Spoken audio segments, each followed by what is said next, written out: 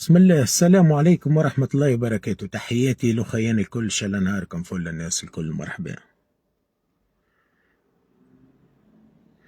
نحكيو على زيارة الزعيم المفدى اللي بيش يبدل العالم بالأفكار متاعه، واللي بيش يلقى طبعا حلول للبشرية. جماعة بلاده دخلت في حيط ويحب يلوج على حلول للبشرية.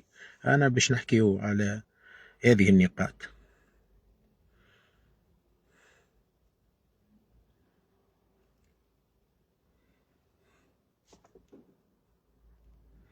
تحياتي.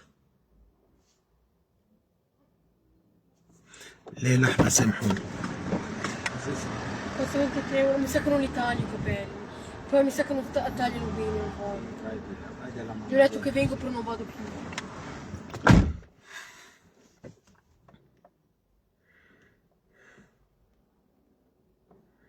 سامحوني أصدقائي.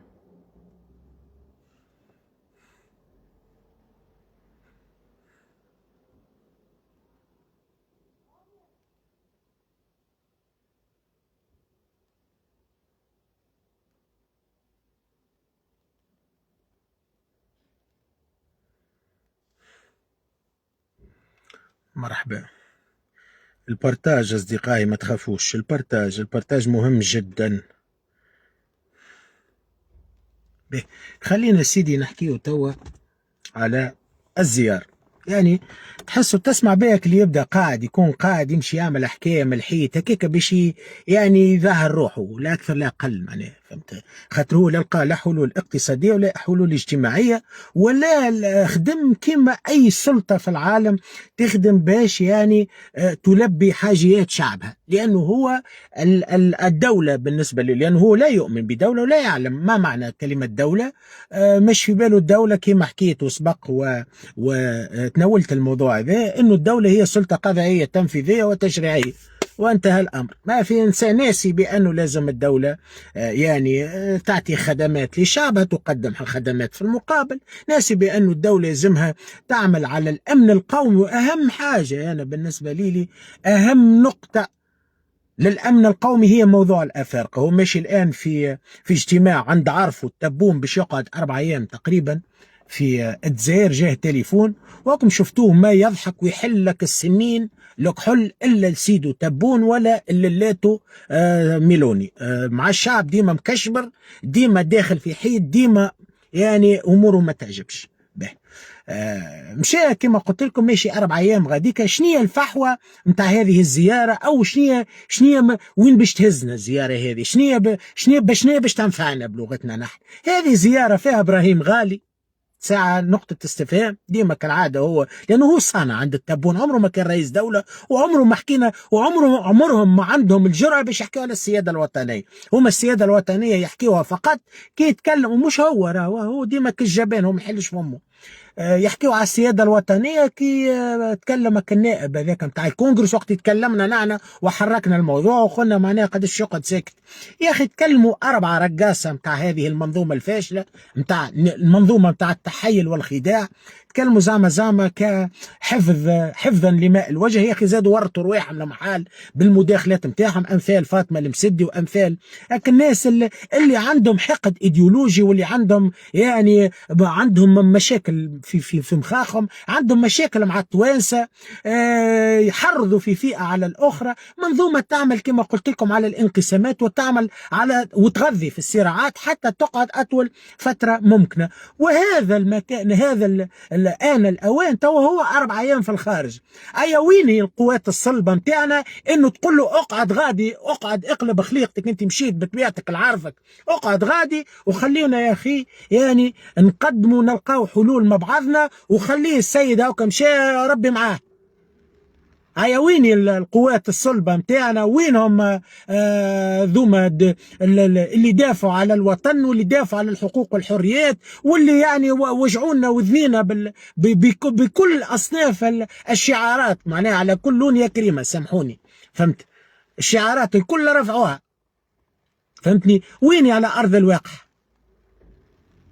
ويني على أرض الواقع؟ بربي انت يا اسمك برا تطير. راي برا. انا النوعيه هذه بربي انا قلت باش ندعم حتى سامحوني انا نتشنج خاطر في بعض الاحيان قلت باش ندعم المنظر زنادي. واحد كاتب لي من انصار عبير موسى، والله امثالكم انتوما اقسم بالله انتوما يعني النوعيه هذه مانيش قاعد نجمع في الانصار طبعا. النوعيه هذه نتاع عامله رواحها من انصار عبير موسى اكثر ناس قاعده تضر في عبير موسى، خاطر بشريت انا بقر كيف النوعيه هذه تورت يعني نهربوا من الزقافنا تجينا نوعيه جديده نتاع فارينه جديده.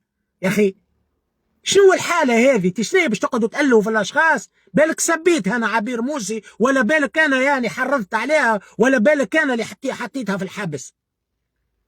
إما وقلنا يا عم محمد، قلنا رانا دافعنا عليها، وقلنا رانا المرأة هذه راهي مظلومة كيفها كيما العديد من المساجين السياسيين في السجون نتاع هذا التعيس، وقلنا نحطوا اليد في اليد مع بعضنا. أنا حر يا أخي مع شكون أنا نتلاقى أو مع من أدعم أو من أدعم، أنا حر كيما أنت حر. باش تجيني لهنا بالسيب عليا الضمان نتاعك، في بالك معناها أنت حاجة كبيرة؟ يعني اقسم بالله انا نقعد حاير انا في النوعيه هذه وفي الاشكال هذه، تحسوا كانه عامل عليكم زي انا فهمت علاش هذا المتحيل بواس الكتاف قاعد وباش يقعد. علاش؟ بالاشكال هذه، بالاشكال هذه ما تعرفش يعني فما اولويات وفما اشياء معينه نتلاقاو في العموم في اسقاط هذه المنظومه، ومن بعد انت اختار. انا شديتك مع شكون تدعم؟ بالك جرمتك انا قلت لك شبيك مع عبير موسى، بالك جرمتك قلت لك شبيك تدعم في فلان ولا في علان، امورك انت حر يا اخي. شو الحاله هذه يا اخي؟ نهربوا من الزقافنا تجينا نوعيه جديده نتاع فارينه وقله معروف. والله اقسم بالله انا متاكد يعني 10,000% بانه لو هي بيدها عبير موسى بيد الاشكال هذم اقسم بالله لا تتشرف به، ما تشرفش به. يعني ما تكون قاعد تكون ماشي في توجه معين، يخرج لك هكا من غادي فهمتني، يقول لك هاي يا سيدي انت خنت شكون يا معلم؟ خنت من؟ انا خنت شكون؟ بالك انت تستنى فيا؟ انا حر يا اخي. بالك انت تستنى فيا انا باش ندخل الحزب عبير موسى ولا باش نصفق العبير موسى؟ غلط حسابك يا حبيبي. انا ندعم في امراه مظلومه في السجن ودافعت عليها، ودافعت عليها حتى وقت اللي كنت ندعم في المتحيل هذا، انا دافعت عليها وقت تعرضت للعنف. وهذا من يعني من باب يعني نقولوا نحن كالانسان ما عنديش انا حقد ايديولوجي ولا عندي مشكله شخصيه مع عبير موسى حتى مع غيرها. الاختلاف كان سياسي بحت، الاختلاف هو سياسي بحت. لا سرقتني هي ولا حطت يدها في جيبي ولا تسارعنا ولا عنا حرثة ولا ورث، لا هي ولا غيرها. فهمت؟ به خلينا نرجع بربي للموضوع، لأنه الموضوع هذا مهم جدا. موضوع أنه المتحيل هذا قاعد على قلوب التوانسة، سامحوني، المتحيل هذا قاعد راهو على قلوب التوانسة بالطريقة هذه متاع التفكير السطحية. طريقة تفكير سطحية يا أخي.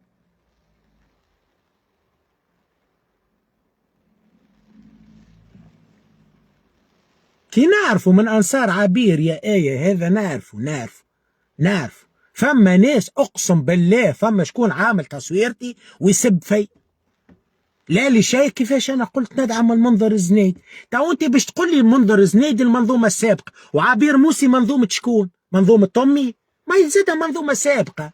أما ماهوش جرم، راهو هي من حقها تمارس وأنت من حقك تدافع عليها وأنت من حقك تنضم لحزبها، هذا عادي. لهنا شكون قال لك العكس؟ منظر الزنادي هو رجل دولة خدم صلب الدولة وتقلد مسؤوليات، ويعني عمل الأشياء اللي يلزموا يعملها. وانا باش ندخل معاه نحن باش ندخلوا معاه في شراكة سياسية بين ظفرين، ثم شروط معينة، شروط هي الصالح العام مش مصلحتي أنا الخاصة. فهمت؟ وكهو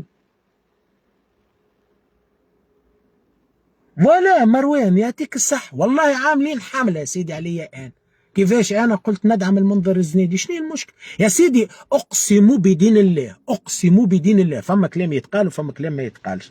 راهو انا كي باش ندعم انسان نتواصل معاه وتكون فما حوار، مش هكاك راهو من الحيط، فما حوار. وعلى لسان السيد منذر الزنيدي بيدو قال لك عبير موسي هي بنتي واختي هذيك، ودافع عليها ودافع عليها وهبط عليها، ومش كان هو دافع عليها، الناس كلها دافعت عليها لانها امراه مظلومه. كيفها؟ كما سونيا الداماني، كما لطفي المرايحي، كما عصام الشابي، كما غازي الشواشي، كما رضا بالحاج، العديد والعديد في سجن هذا المحتال المتحيل. راكم باش تخموا. انا نصيحتي لانصار، مرحبا يا سيف، تحياتي لك وكل الدعم يا سيف العرفاوي الصديق والاخ سيف العرفاوي اللي تعرض الى هجوم، وكنا سبق وحكينا عليه، مك المدعو وليد زروق المتحيل هذاك اللي يخدم رقاص عنده وزيره العدل او وزيره اللا عدل. المهم راهو الانسان كما قال الصديق سيف، كل واحد حر في اختياراته يا اخي، كل واحد حر. وما أدراك بالك غدوة يتحالفوا هم الزوز. راهو الفكرة إنك أنت عبير وحدها باش تكون هي معناها متاع المرحلة أو هي قائدة المرحلة، ما نعاودوش نفس الأخطاء. المنذر بيدو لن يكون وحده، افهموا. أنا مش كي قلت لك راني ندعم المنذر معناها قلت لك راهو بونا الحنين وراهو بونا ثاني كما يعملوا الزقافنة، لا ما قلت لكش هذا. قلت لك هو رجل مرحلة، رجل دولة، ولكن ليس لوحده، إذا معاه ناس، معاه نحن الشباب، معاه يعني أطراف أخرى معناها سياسية، نحاولوا معناها نختاروا أفضل ما يكون على الساحة باش نقدموا مع بعضنا. فهمت؟ وهذه مرحلة معينة والطريق معناها مفتوحة أمام الجميع. يا أخي أنت مش عاجبتك مثال عبير، مش عاجبك المنظر، قدم روحك انت، ايش المشكله؟ مارا سيدي، اعمل حزب وقدم روحك وورينا اخويا ابداعاتك. بالك اني غلط كنقول لك الكلام هذا، راه مش استهزاء، راه والله لا. اي شخص ضد مثال عبير او ضد النهضه او ضد الزنيدي او ضد اي طرف سياسي ومش عاجبينه العباد هذوما وما يحبش يتعامل معاهم، يعمل حزب ويتقدم وربي معاه وربي وجهه خير. فهمت؟ راهو ما يلزمكم تميزوا بأنه نعيش فترة قذرة وحرجة في نفس الوقت. توانسة تكره بعضها، في عود نحطوا اليد في اليد باش نقدموا مع بعضنا ونلقاو حلول لبلادنا. فهمتني؟ لا تجيني انت تعمل عليا حملة من غادي، فهمتني؟ هاو في الاخر هاي سيدي والله قداش من واحد قال لي يا نيس، قلت لهم لا، انا راهو انصار اسمه الحزب الدستوري الحر، فهموا عليهم، فهم نوعية كما الزقافنة للأمانة نعطي كل واحد حق، وفهم نوعية أخرى الحقيقة محترمة وناس معناها تميز بين الغث والسمين وتعرف تناقش وتعرف تتكلم وناس محترم. وأنا هذه النوعية ذي أنا نحترمها برشا. فهمت؟ إذا أنت كما قلت لك أنت حر من تدعم. أنا ما جرمتش عبير، ما قلت لكش عبير اش تعمل وجايبها واحد، وما نجرم حتى حزب أمورهم. أنا مانيش قاضي لهنا باش نحكم على العباد. أنا باش نخدم يعني أعوذ بالله من كلمة، أنا باش نخدموا يعني حاجة معينة مع بعضنا نخدموها في إطار قانوني وأخلاقي. أنا أقدم يعني الأفكار متاعي أو الأشياء اللي نحبوا نعملوها، وأنت قدموا، وفي الآخر الشعب هو من يختار. فهمت؟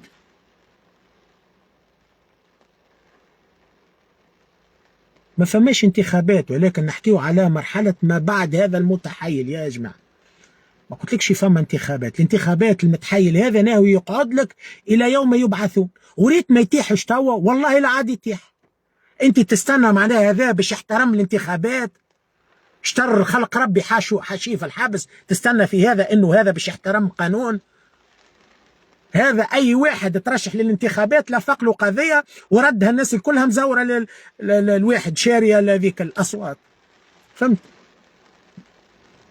يا ودي يا جاسر تقول لي دشنوا ساحة برشلونة كأنها مزية، راي ساحة برشلونة مش هو اللي دشنها، هو المتحيل ركب على الأحداث. ساحة برشلونة ماني هبط لكم وعطيتكم بالدليل القاطع، يعني وما زالت اصلا الفلوس، شر الفلوس كلها، لانه الواقع يقول ليس فقط ساحه برشلونه، المحول كامل. فهمت خويا؟ يعني هذوما سرقوهم الفلوس، كان حتى جاوا عملوا بهم حاجه تصل، وزيد مش نتاعو اصلا المشروع منذ 2016 وبدا يعني العمل فيه 2019 قبل ما يدخل هذا في حكومه يوسف الشاه. هذا مو مع هذيك المهنه نتاعو، هو المهنه نتاعو سطل دون ويجيبك الرخامه يكتب فيها اسمه المجمل. انا من بعد ريت بعد ما يتيح الكعلاف هذا الرخامات اللي فيهم اسم الكعلاف الكل باش نقلعوه. حشناش باش يكون هذه فترة أقذر فترة عشناها كتوانسة، وأحلك فترة عشناها، وأسود فترة وأنذل فترة عشناها نحن في تونس. وجب يعني فسخ يودي بالمفرق، فسخ مش نرتاحوا من اسم ومنظر هذا الكعلاف. وأدعو بعد ذلك أنه تصاور وكل شيء يتعلق بهذا المتحايل يتيح ويمشي يتنحى ونقدمه، لانه كي تشوف المظهر نتاعو والخليقه نتاعو تتفكر الاجرام، تتفكر الخراب، تتفكر ال 36 قرض، تتفكر الافارقه، تتفكر كل شيء يعني مخرب للدوله، تتفكر كل الخراب اللي ضرب تونس للاسف. طبعا يا اخويا ناصر انا مع هذه الفكره، فهمتني؟ الأولوية الآن تكمن في تجاوز هذه العقبة أخويا ناصر، فهمتني؟ هذا الفكر السليم. أنت يا أخي ما يهمنيش فيك، أنت مثال تابع النهضة، تابع عبير، تابع الشيطان، أنت حر، مانيش أنا باش نجيب باش نفرض عليك رأي بالسيف. فهمت؟ هكا نعيشوا مع بعضنا. علاش زرع فينا هذا الحقد؟ علاش زرع فينا الكره والبغض بينات بعضنا؟ أنا مثالك باش ندعم فصيل على فصيل، شنو المشكل؟ هل انا مطالب انه باش نشد هذا ونكبش فيه واحد؟ لا مانيش مطالب، كما انت ماكش مطالب. كل حد يعني يعطي او يلقي ما في جوفه ويعطينا معناها الافكار نتاعو وفي فكري وكذا وكهو. طبعا ما فتحي صديقي، تحياتي فتحي العمدون. مصلحة تونس طبعا فوق الجميع. انا يا اخي اخترت، ما جبتش انا انسان، فهمتني؟ ما جبتش انا انسان يعني من الواحد non ho finito. Il DM è chiuso e piove come... Andate dietro a me. Dove ci guardano?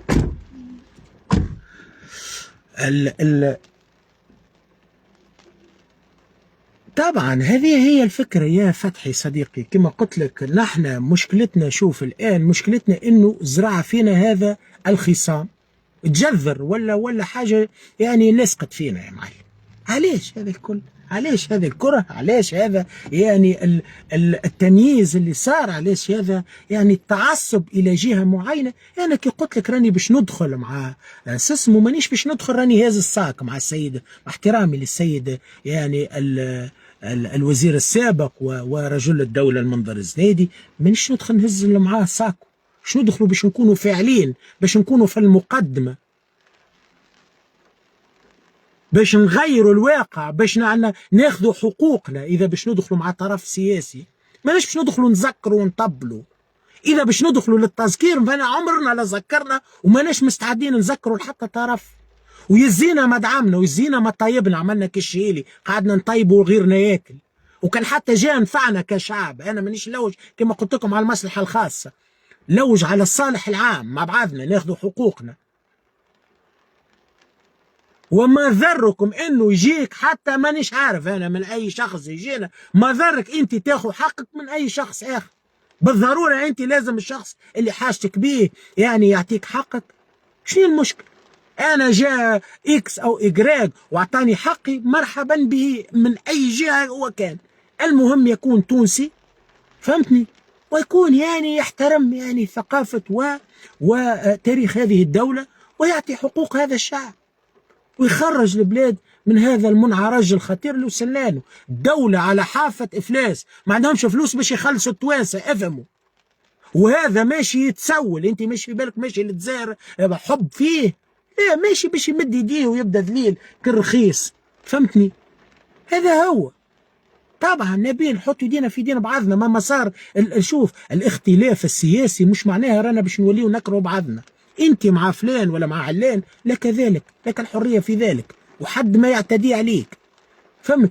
وكل الدعم لكل الناس اللي الان تتعرض الى الواحد. وبايجاز شديد ونختم، المشكله تعرف وين؟ المشكله بانه توا نشوف خاصه في موضوع الجريمه اللي صارت في مرسيليا وقتل ذلك التونسي. شوف فما توانسه ماتوا في تونس في السجون، ايش بكم ما تكلمتوش عليها؟ والدوله راهو ديما تحب يعني تدخل لكم، يعني هي سبب المشكل، هي اللي خلاتنا قدرنا طايح، وخلات اللي يجي يعني يشلك توانسه ويقتلهم ويعذبهم ويرميهم في السجون. فما توانسه راحوا بهم من ايطاليا بالزرارق. سامحني، وين السياده الوطنيه؟ وين الافكار؟ وين الريق هذا كله؟ سامحوني، وينه؟ توا الدولة ركبت على الأحداث واستدعاء مش عارف درشنية متاع النائب مش عارف شكون وخطاب وكل لغة. شوف يا بوس الكتاف اللي باس الكتاف وساقيه ترعش في بعضها باعتراف مديرة الديوان متاعك وخايف من ماكرون وهابط وتترعش. انت الان عندك شخصية انت باش تستدعى وتسب وتعبر هذه كلها كعك ما يطير جوع. هذه كلها يعني فقط لإضفاء يعني نوعا ما من الشرعية الزائفة اللي ما عندكش اصلا. جاي باش تضحك علينا زعما خذيت موقف، وموقف قوي من الدولة التونسية، وهي دولة، هي بالأساس الدولة التي لا تحترم تاريخها، والدولة التي توطن الأفارقة وتحب تعمل يعني تغيير ديموغرافي للتركيبة متاع التوانسة، والدولة التي تقترض 36 قرض، والدولة التي تاخذ في التعليمات من التبون ومن ميلوني ومن إيران وغيرها. عمرها ما كانت دولة قائمة الذات. هذه عصابة تتحكم في مفاصل دولة. وانتم اليوم ما تقريوناش وطنية، خاطر الوطنية لا تتجزأ، الوطنية هي في قلوب وفي وجدان كل مواطن تونسي. هذا غير متوفر في حكومة هذا المتحيز. غذى الصراعات وجاب معاه معناها المتحيل والفاشل والرخيص وخوه حشاكم. واليوم يحكي لي زعما وخايف على توانس هاك حاطهم في السجون، هاك مدمر عائلات، انت هاك مشرد عائلات. على شكون تكذب؟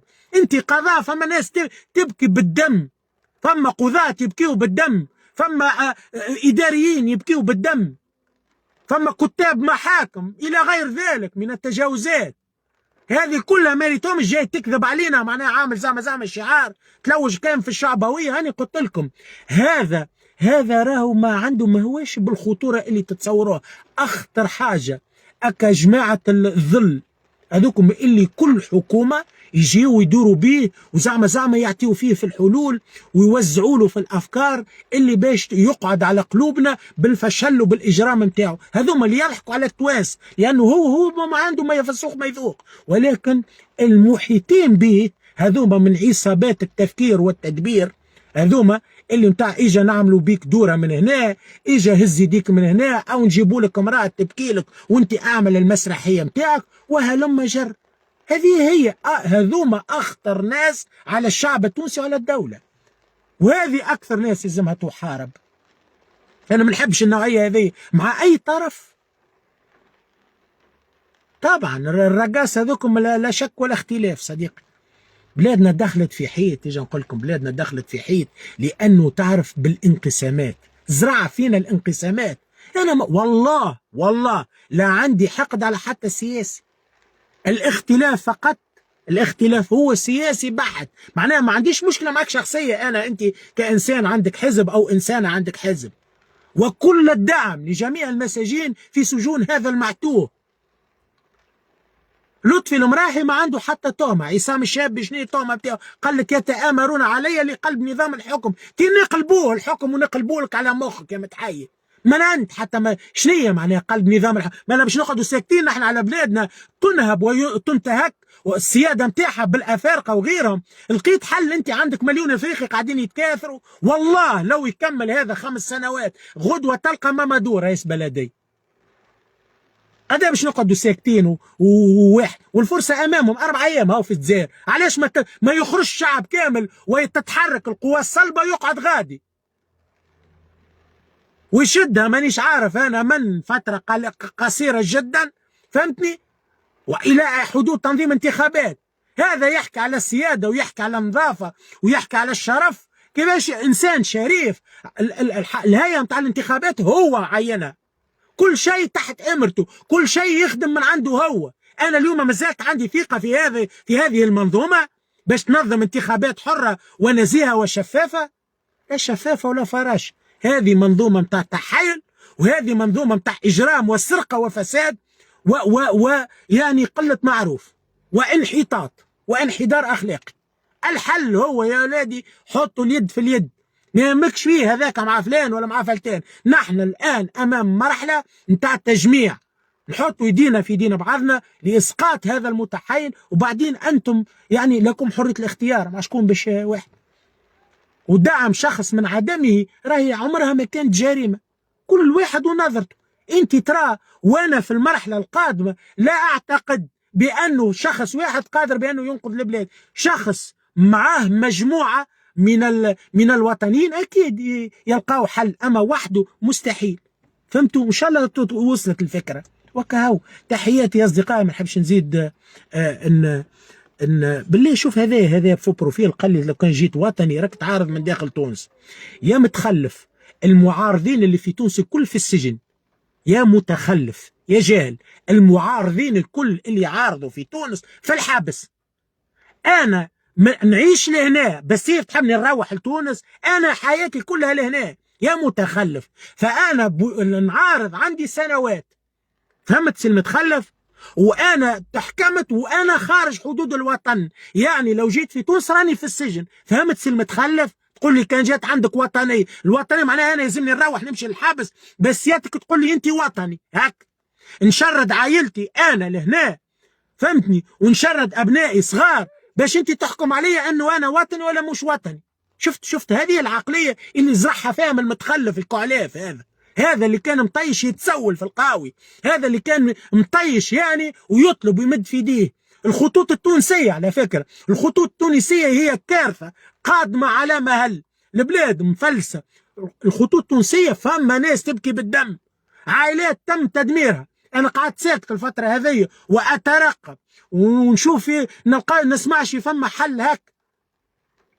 ودعمت المديره هذيك، انا ودعمتها مش راني اخي تراو فيها بفليشتي ونجري انا من بلاصه لبلاصه، دعمتها في اطار يعني اكل فكره نتاع محاربه الفساد وتعطي وتطبق القانون، تعطي كل واحد حقه. ولكن للاسف الشديد، للاسف انا نقول الكلام هذا، فما عرفتك الحق الذي اريد به باطل كما هذا الكعلاف هكاك يستغل الفتره هذيك نتاع انه نحن ندعم شخص معين وينقلب على تلك الافكار ويعمل ما بداله ويعين كما يحبوه. كما هذا ختاما كما عمل مع الدكاتره، قال لهم يا سيدي باش نخدمكم، بعد قال لهم لا بالمناظرات باش تعرفوا بانه غدار. مشكلته هو وين يلقى اعتصام يمشي له مرهوب ومرعوب من الاعتصامات. هذاك علاش اطالب بالاعتصامات المفتوحه، لانه كل ما يشوف اعتصام يمشي له ويضحك عليهم باربع شعارات واربع كلمات ويكذب ويروح.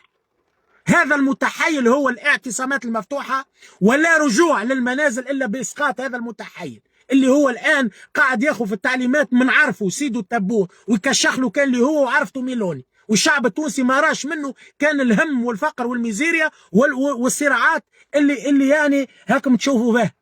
ناس ولات تكره بعضها وتسمع كان الانحطاط والسب والشتم في الوالدين وفي غيره، واغلبهم راه على مواقع التواصل الاجتماعي باش ما يغركمش. اغلب باش ما نقولش كل حتى لا ازيف، اغلب البروفيلات هذه على مواقع التواصل الاجتماعي بروفيلات مصطنعه. فلان بالفلان تشوفها التصوير تقول هذه بالحق هو في بروفيل. هذه كلها باش يعطيوا باش يوهموا الناس بانه هذا الكعلاف عنده شرعيه وفما ناس دافع عليه. انا اعرف الشرعيه في الشارع، انا نعرف اللي عنده بالحق ميزان وعنده قوه في الشارع. انت ما عبيتش دروج المسرح وتحكي تقول انتخبوك الزملان و400، تكذب على شكون؟ انت مخادع وفاشل ومجرم في حق الوطن وفي حق البشر والحجر. والتوانسه يزينا من الصراعات الجانبيه ويزينا من التهم الزائفه والحكايات الفارغه، ونحطوا اليد في اليد باش يتم التخلص من هذا الفيروس اللي ابتلانا به الله. هذا هو الكلام اللي حبيت نحكيه، ما نحبش نزيد نطول اكثر. ان شاء الله ربي يفرج علينا الغمه. تحياتي وتحيه تونس.